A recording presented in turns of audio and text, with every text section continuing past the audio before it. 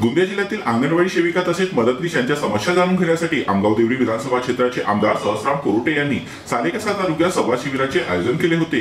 या सरकारचा शेवटचा अधिवेशन उद्यापासून मुंबई येथे सुरू होत असून आपल्या जिल्ह्यातील अंगणवाडी सेविका तसेच मदतनीसांच्या समस्या ऐकून घेण्यासाठी आमदार कोरुटे यांच्या वतीने सालेकसा तालुक्यात संवाद शिबिराचे आयोजन करण्यात आले असून अंगणवाडी सेविकांनी मानधनवाढ, पेन्शन तसेच अंगणवाडीमध्ये भौतिक सुविधा, वीज पाणी यासारख्या समस्या आमदार महोदयांसमोर व्यक्त केल्या असून उद्यापासून सुरू होणाऱ्या पावसाळी अधिवेशनात आपल्या मागण्या सभागृहात मांडून सोडवण्याचा प्रयत्न करणार असल्याचे आमदार कोरुटे म्हणाले। आमच्या अंगणवाडी सेविकांना, मदतनीसांना आणि एवढंच नाही तर गावागावामध्ये फिरणाऱ्या ज्या आमच्या आशा वर्कर आहेत त्यांना 7-7 गावामध्ये फिरावं लागतं।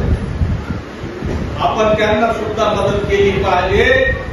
आज किती छोटीशी गोष्ट आहे, आपण 26,000 रुपये आपलं मानधन मागत होतो। 26,000ची आपण मागणी करत होतो की आमच्या अंगणवाडी सेविकांना आपण 26,000 रुपये त्यांना मानधन देऊन टाका, त्यांना ग्रॅज्युएटी मिळाली पाहिजे।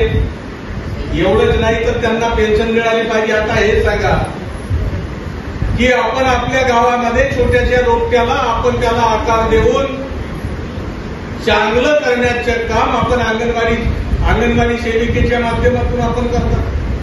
आपण त्याला घडवण्याचं काम करता। कुंभाराच्या मातीचा मरण्यासारखं आपण त्यांना आकार देण्याचं काम करता। आता पावसाळी अधिवेशन 27 तारखेपासून सुरू होणार आहे आणि तुमच्या मोर्चाला तुमच्या मागण्या मांडण्यासाठी मी त्या ठिकाणी सुद्धा उपस्थित राहणार आहे, अशा प्रकारचे त्यांना सांगितलं। आज आपल्याला फक्त मानधन नको पाहिजे, आपल्याला बेसिक पाहिजे। आता तुम्हाला मानधन मिळालं, 10,000चे 20,000 होतील। आता आम्ही विधान भवनामध्ये, सभागृहामध्ये तुमच्या मागण्या मान्य करण्यासाठी आम्ही बाध्य करू।